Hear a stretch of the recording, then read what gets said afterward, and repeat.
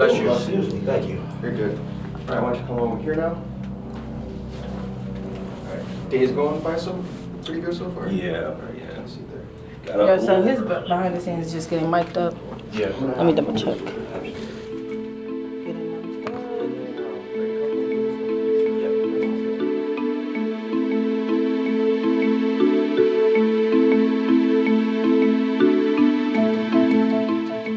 My name is Darnell Bowden. I am a 46-year-old, originally Milwaukee, Wisconsin native. I have two beautiful children, a 29-year-old daughter, and then I have a 12-year-old stepson. Originally, I had my daughter as a teen. I was 16 years old, going on 17 when I had her. And basically, I was in a position where I was just learning on what it was to be a parent. I'm a kid getting ready to have a kid. So I was a little bit fortunate in my journey due to me being in a mentorship program that was at my high school.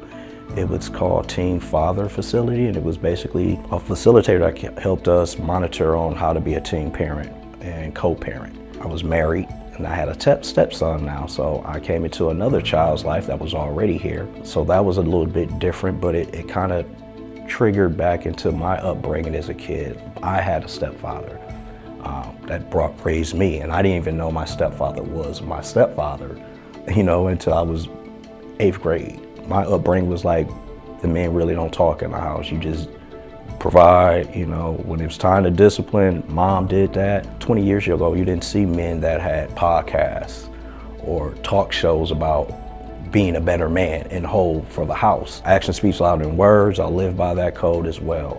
I ain't gonna talk about it, I gotta be about it. I'm gonna show you by my actions. So I feel like that's a major attribute that we need in our communities right now.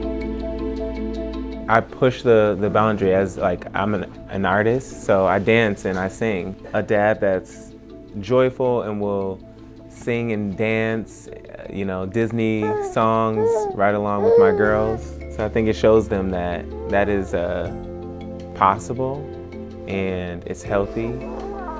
I think it's just being an example, letting the child see it from the male perspective, what confidence looks like. I feel like the teaching is even more personal because it's like I'm sharing my real experience, as Justin, how it was for me growing up as Justin. Now I can tell him even more about what it's like to be a Justin. A moment that gave me a perspective on fatherhood, I think, was when I saw them just being born.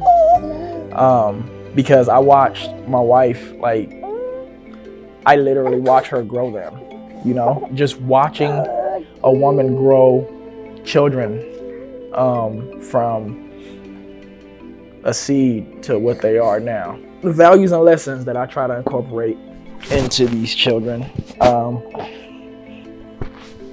definitely I want my babies to be kind. Once I learn how to receive love, I want to teach them how to receive love and to give love. Whatever they want to do, whatever they're doing, I try to engage into that in the moment. We have this thing that all three of us do. I'll say, Dada. And I say, baby. I say, baby, and I say, Dad. So, stuff like that is really special to me. I feel like it's something that I've never experienced that, obviously, because I've never been a father, but it's just beautiful. I've learned in life that it's important to have classifications. So I've broken it down to what is urgent, what is important, what is fun. So depending on where it is in life, I classify and I'll move like water, try to transition. I'm very, very involved with my kids' life. So that is my number one priority besides God. Taking them to school, getting them ready, teaching them discipline, having a intentionality in who they are as an individual, that self-expression. That recently has been my focus, and having Sunday be a day where we can really just connect as a family. Come sit down. Come sit. It's always a surprise with kids. Some of the things are like, once you're teaching or raising your kid at whatever age they're at, it makes you revert back to the same age you were at that time to try to reconcile or connect with them and try to see how things are as of that age, to take a perspective of their mindset. So, like right here, you know, you kind of want to revert back to, like, I remember I didn't want to sit still, be around, I want to go play. So the societal norms, they view us, especially as black dads, as not being involved in things such as that nature. So I really take it upon myself to make sure that I try to do as much as I possibly can, and that's both, you know, economically, financially. I feel like literally what I do now is I live to make them better, and as long as I'm making myself better, it's going to overall make them better in the end. So anything towards the aspect of me getting better so that they can have a better lifestyle is what I do now. For me, growing up and getting married and having a family and being a father was like a dream. It was something I never got.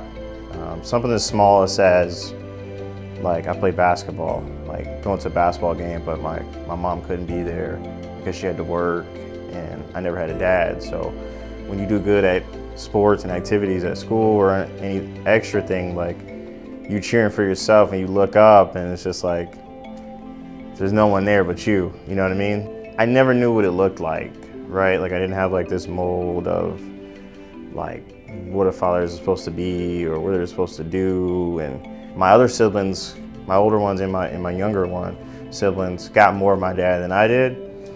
Not really that I held it against him, because you can't really miss what you don't know, what you don't have. And I think because I had that relationship with him, like we're more like a friend, I was able to have those uncomfortable conversations with him that kind of molded me to be able to move forward with my own family. I think for me, what's important is for him, and this is gonna sound silly, but for him to be able to sit down and talk in a group of people in a small setting, big setting, and say, yeah, you know, my dad, he did this and he did that, keeping the memory alive so then he can tell his kids about his dad, and they can also gain those morals and continue that legacy. Take a look back on everything that you're finna do, man, because we just live in a time where your life is short and you want to live your life to the fullest, and everything is so fast, so it's scary. It could be scary, but you have to show that. So just have that balance, man. Patience is the key. So that's the problem we live in. So be impeccable on both ends. That's it.